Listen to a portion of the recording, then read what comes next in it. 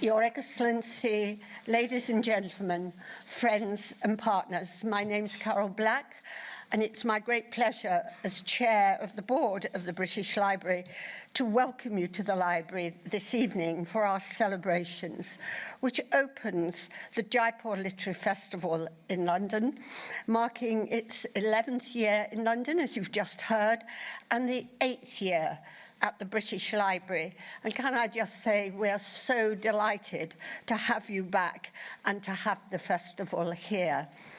As you all know, JLF has become a unique phenomenon in world culture, a true festival of ideas and words, sounds and colour, and people of all ages and backgrounds that burst into life for 6 days every January in Jaipur.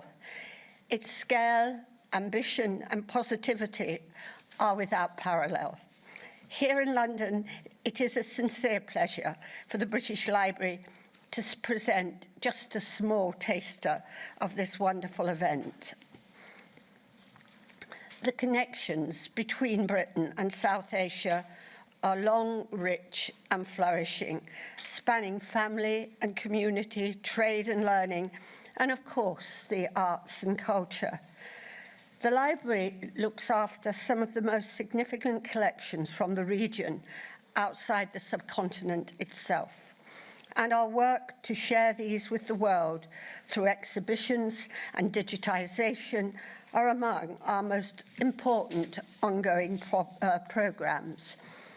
Recently, collaboration with Mumbai's CSMVS Museum, we held a joint exhibition on early photography and archaeology in Western India, showcasing Hampi, a UNESCO World Heritage Site, and the British Library, together with the British Council India, has started a one-year programme of skills and knowledge exchange and research aiming to foster new engagement with the digitised collections of India early printed material. We very much hope that many of you will have the opportunity to explore our rich programme of engagement. Although here in London, JLF, here at the British Library, is much smaller in scale than its parent festival, the quality and range of the sessions being presented tomorrow and Sunday are equally fine. I would like to congratulate Namita Gokhale and William Dalrymple for another exceptional programme, full of brilliant writers and enticing themes. We are thoroughly looking forward to it all. I would like to thank Sanjoy Roy, Managing Director of Teams Work Arts, the producers of JLF, and all his tremendous, dedicated and talented team for bringing this event to our library, and also the numerous other supporters and partners for everything they have done to make it possible. I also want to thank our own teams here at the British Library and colleagues in the making of and producing the festival and reception this year. It is now my greatest pleasure to introduce Sanjoy Roy himself and invite him to the stage. Thank you.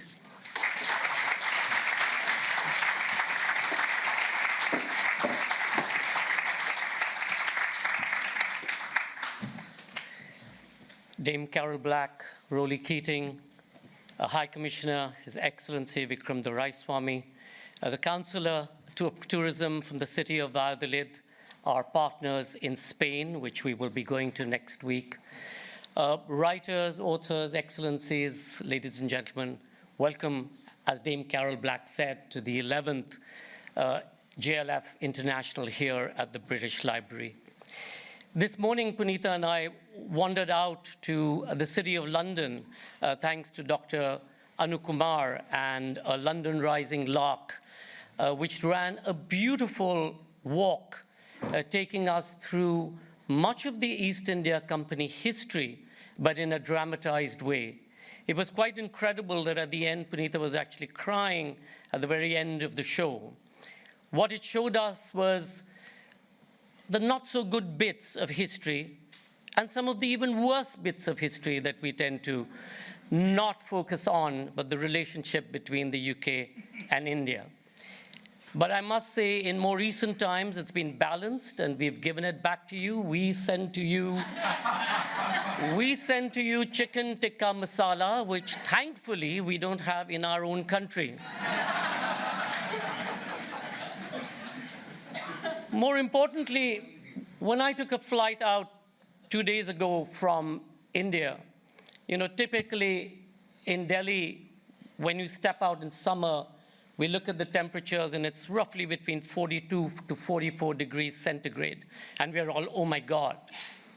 This year, it hit 49.5 degrees centigrade just in Delhi.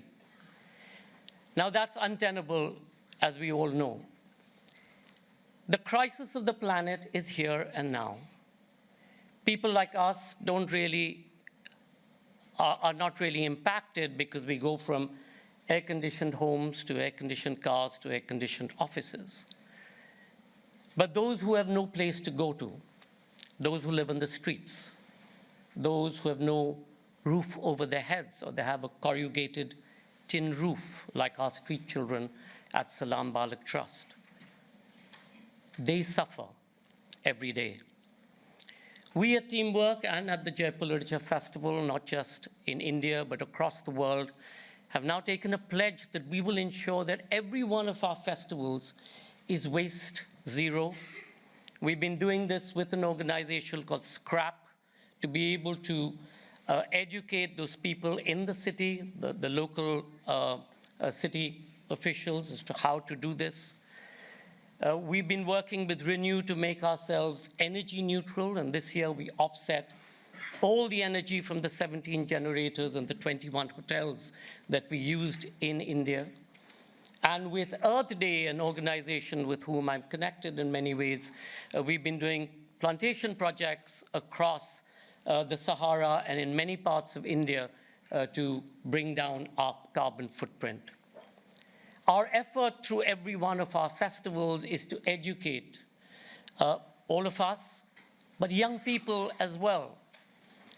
Because if we don't take responsibility for the planet will continue. The planet isn't going anyplace anytime soon.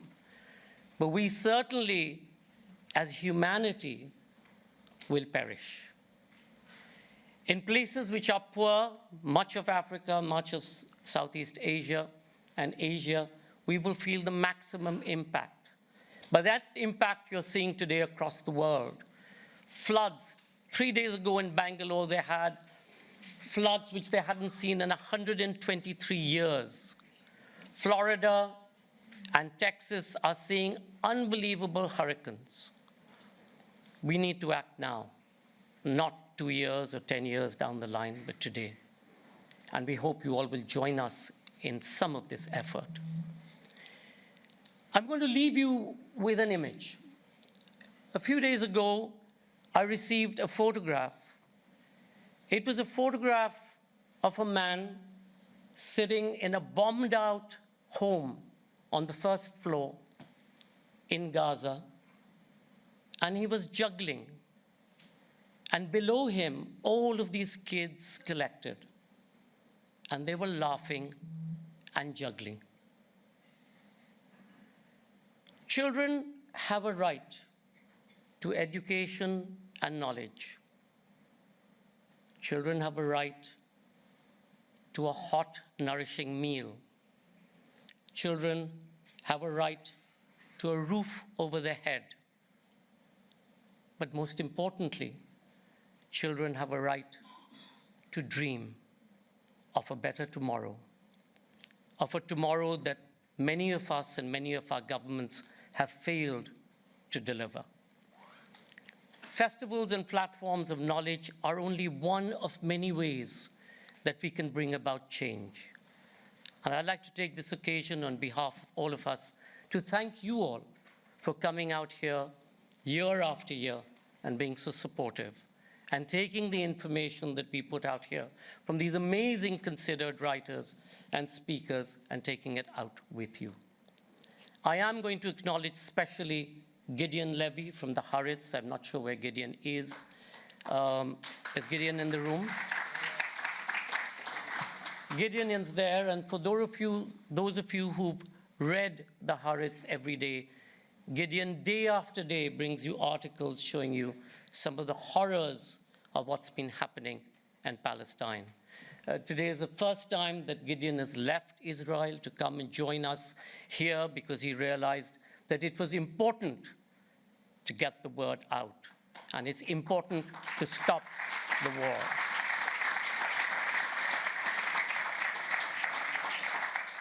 On behalf of all my colleagues at Teamwork, Sharupa and Kritika, who produced JLF London, and Preeta and Ankur, and everybody else at Teamwork, just to say a big thank you to the British Library, to Dame Carol Black, and to Roly Keating. 6 or 7 years ago, Roly, Jamie, and I met at the then Indian High Commissioner's residence in their home, and Navdeep Sarna was our High Commissioner. And over cocktails, we set up this plot to come to the British Library. And it's been a delightful plot. It's been a very successful plot, and we'd really like to celebrate it. Roly, to you, to all your colleagues, to Jamie, to Conrad, to John, thank you all for being so supportive, and we hope to be back again and again. And a special thank you to Roly, who's recently threatened to step down from the position that he's occupied for 12 years. So we may not have him here as the head of the library next year, but I hope he will continue to be with us, not just in spirit, but with his physical presence. So Roly Keating, thank you so much from all of us. May I now introduce to you a festival co-director, writer of 22 books, winner of the Sahitya Akademi Award, Namita Gokhale, whose own book is celebrating 40 years of it being republished, Paro.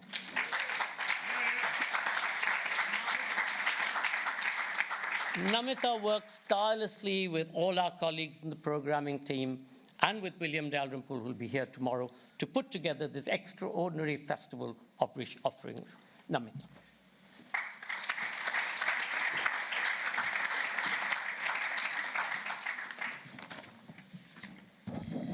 Dear friends, Sanjoy is a hard act to follow because he just skips from subject to subject and speaks from his heart.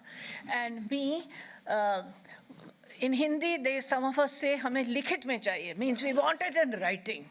And I got a little prepared speech, but before that, he talked about the right to dream.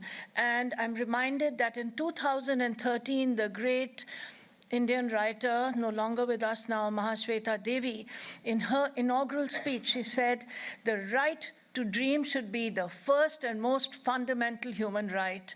And that is really the heart of our festival, giving people, children, older people, everybody, the right to dream.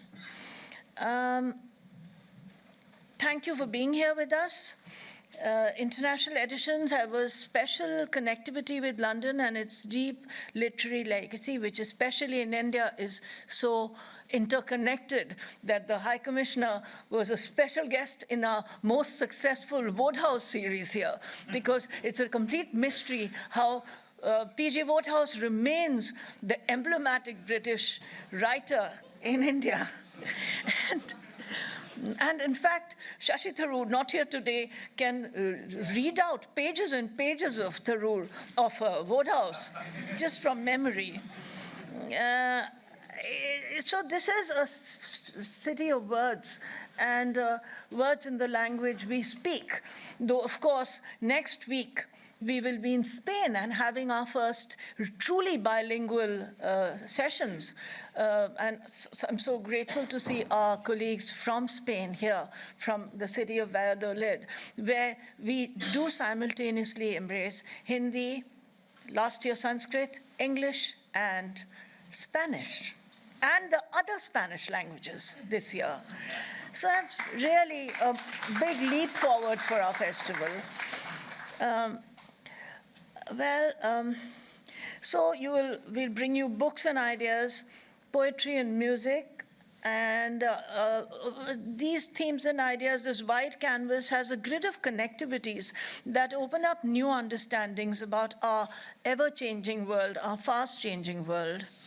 The opening session of this evening looks at words and moving images, text and visuality, and the porous and permeable spaces between books and film. By film, I mean all aspects of the new vistas opened out in what is loosely called film, with Shekhar Kapoor, Vikas Swaroop, and Sarah Phelps, in conversation with the inimitable Shravani Basu. Now, it's election season around the world. India has yet again established the integrity of its democracy and the commitment of its electorate. The idea and spirit of democracy must endure for the survival of our planet just as much as the environment or any more thing, because only when there's cooperation between human beings and their voices heard that anything will ever get done. We have a distinguished panel with us for a session on democracy on trial. And then there's the session on Ideas of India, which has a range of views and opinions on the contradictions and the polarities, the rich and persistent diversity, and the proud pluralism of India. And then there are sessions like Catherine Schofield, Richard David Williams, and Saif Mahmood on the classical traditions of Hindustani music and Mughal India. Then there's, of course, our friend Gideon Levi and Christina Lamb, another friend of the festival, Selma Dabag again, and Shashank Bengali, speaking of the multiple flashpoints and tragic outcomes of a world at war with itself. Roger Highfield, who's been so supportive of the festival at so many levels, his recent biography of Stephen Hawking takes us on a behind-the-scenes tour of a genius at work. Nobel laureate Sir Venki Ramakrishnan discusses his important new book, important because it speaks to all of us, Why We Die, the New Science of Aging and the Quest for Immortality. There is so much more spread across this weekend of intellectual delight. There's laughter and comedy, food and the intersections of memory, empire and imperialism, and the very fast-changing map of the world. Mary Beard on the ancient Romans, Mishal Hussain and Anita Anand on Broken Threads, the partition of India. Murders, mysteries, and tales of the incredible with Liz Nugent, Shravani Basu, and B. Rowlett. We talk about the Bollywood state of mind. How can we do India without having Bollywood with us?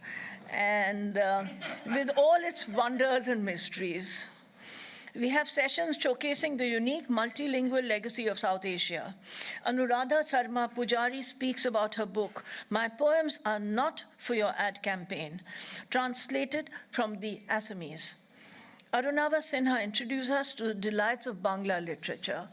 And we have a very famous Hindi writer in the audience, our friend Anamika, but she's not in the program, but she's part of the festival. We listen in to Booker Prize winning writer Paul Lynch. Elif Shafak tells us of her new book, There Are Rivers in the Sky. Maggie O'Farrell speaks of her new novel, The Marriage Portrait. This is just a sampler. I'm out of breath and out of time to list out the whole voyage of discovery. My co-director, William Dalrymple, our producer, Sanjoy Roy, and I bring a diversity of passions and perspectives to these sessions.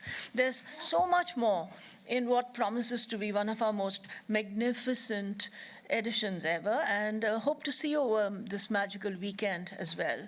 Special thanks to Dame Carol Black, and to Roly Keating, and to Jamie Andrews, Conrad Butman, John Fawcett, and B. Rowlett, who's been helping the festival since her years in India, and to Vikram Doraiswami for believing in the life of the mind. It went from the heart. And gratitude to so many of the others, too many to name there, for their consistent support. And thank you, namaskar, and Jai Hind.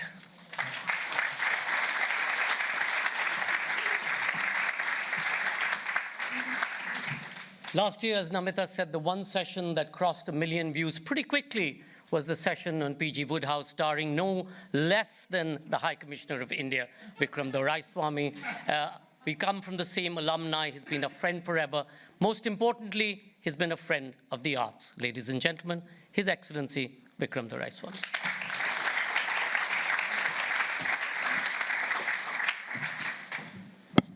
Thank you very much, Sanjoy, and great pleasure to be here again at the JLF at the British Library.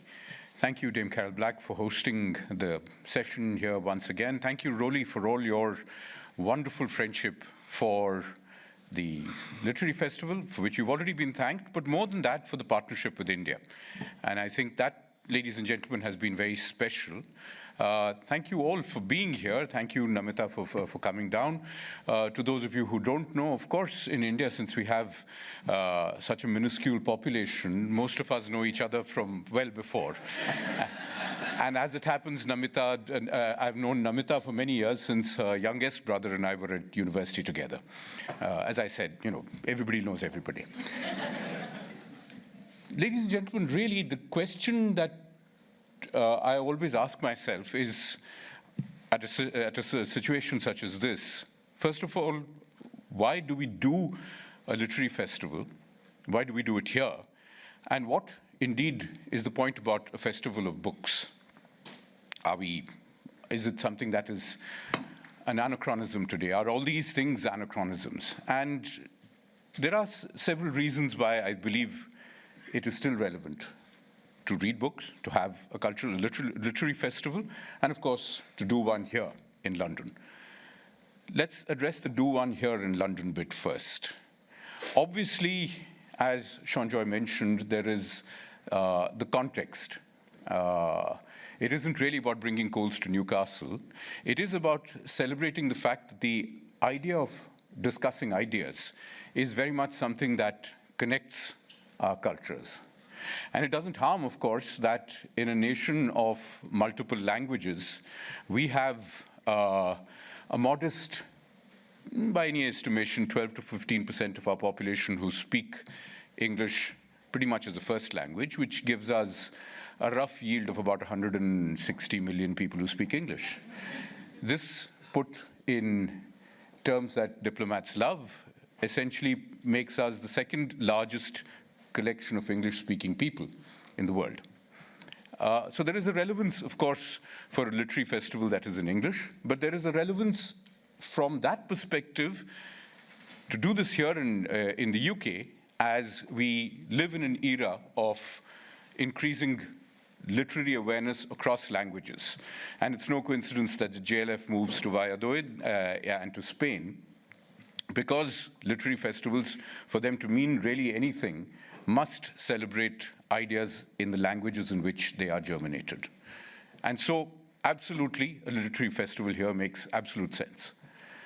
Why a literary festival at all, of course, is a larger question. And here again, I think, if you were to look at it, there is all of this connectedness of culture that we've had between India and the UK, and all of it is celebrated through the arts that bring us together in music, through film. Shekhar Kapoor is here. Shekhar Kapoor is, in many senses, one of the best things you could have got out of the India-UK relationship, for the way he has taken an Indian sensibility to English stories and put them up in Hollywood. What could be a better way of describing the connectedness of our world? But of course, in exchange, you also get some flies that come in with the ointment. And there is a separate era of people a separate, shall we say, a genus of people who are here, who enjoy spending their summers in London for an intimate moment with their money. And I hope many of them will find an opportunity to contribute in that regard to a literary festival, because frankly, that's one of the things that makes it attractive to come to London, particularly in summer. But why books? After all, today we live in a world in which you can get William Dalrymple's excellent insights on history on podcasts. You can watch and visualize Elizabeth the first in this particular case, in Shekhar Kapoor's movies. You can listen to the musical exposition of stories across the world. So why books? Why do we still need them? Because there are ideas, stories, and themes that really do not translate quite as well into film or even podcasts. Because when you read things, you read it in voices of your own, and you visualize them to make them your own version, your own creation of that particular set of thoughts.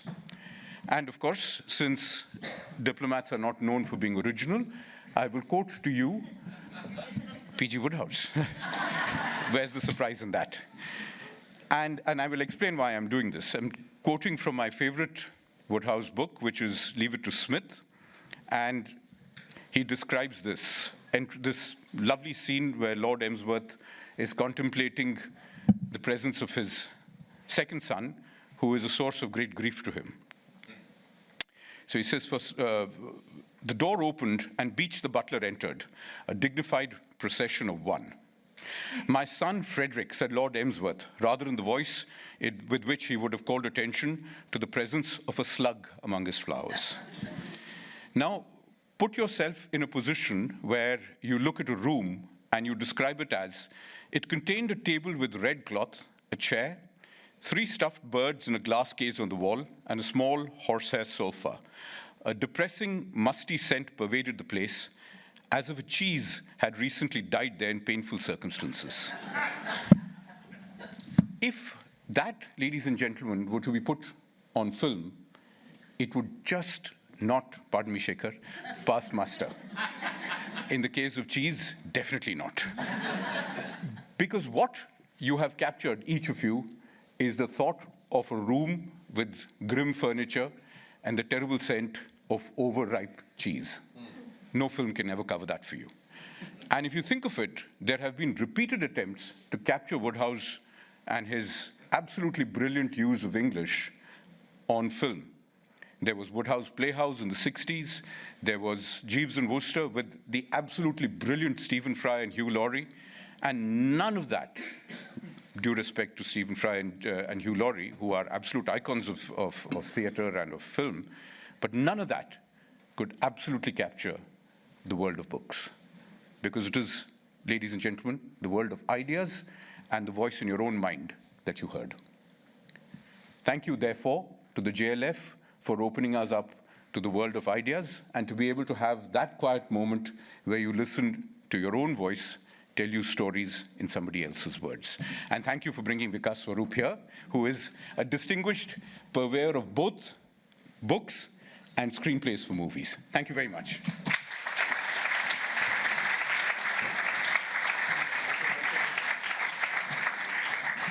Vikram Doraiswami, as usual, absolutely brilliant. Many of you know that there have been troubles across arts institutions and festivals, not just in the UK, but across the world, about the color of money and what it means to take money from A or B or C institution.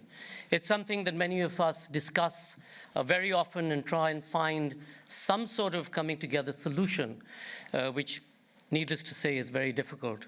We ourselves at Teamwork Arts have been struggling for a while to see how we can find somebody who understands the value of the arts. And very recently, in fact, earlier this year, we came together with AU Bank, one of India's fastest growing new banks that was established almost a decade ago. And Sanjay Agarwal believed in the mission of the arts and came on board as one of our new partners. Ladies and gentlemen, Sanjay Agarwal, the Managing Director and Chairperson of AU Bank.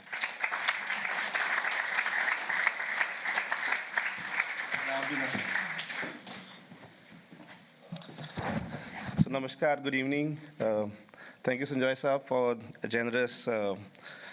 your generosity as always. So, I'm the man out here because I come from banking and finance, but I believe that none of you know about banking and finance. So I do not know about literature and anything. The only connection which I have today is 2 things. One, in JLF, J starts from Jaipur, right?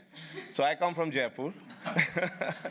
And, because London, I strongly believe that it is a city for the citizen of the world, right? So London is my favorite city. And so I think these are 2 connections why I'm here, and I believe that this is 11th edition, and I'm not want to know that what happened in 10th editions till now, but still want to learn and want to immerse in this whole literary world. the way the JLF has brought life to Jaipur, I don't know how many people would have been in Jaipur from last, 20 years now. I'm the product of Jaipur and the whole effect of Jaipur Literature Festival there in their whole ecosystem. And I believe that, JLF London would be doing same thing, I'm also thankful to British Library for hosting us from last 6 years, And of course, sir, His Excellency Vikram Saab, thank you so much for your whole speech, I understand a little bit, but but we learn from your recording, And Shekhar Saab, I'm a huge fan of you, from your Masoom days to Mr. India, right? Still looking for Mr. India, right? To make India Mr. But thank you so much, the entire teamwork team, to accept me as your partner in your journey. It's an amazing mission. I strongly believe that literature and art, can change the world. And at AU also, we stand for the Badlao Humse Hai, which says that, change is from ourselves, right? So good luck to you guys and, entire whole 3-day festival, and we'll learn a lot from everything, whatever is offering to us in next 2 days, So, but want to invite you everybody in Jaipur, my own pink city, and we'll host you maybe next February, the JLF, but that is separate, but everybody's invited to my home for banking dinner, right? Thank you so much. Namaskar. Thank you so much.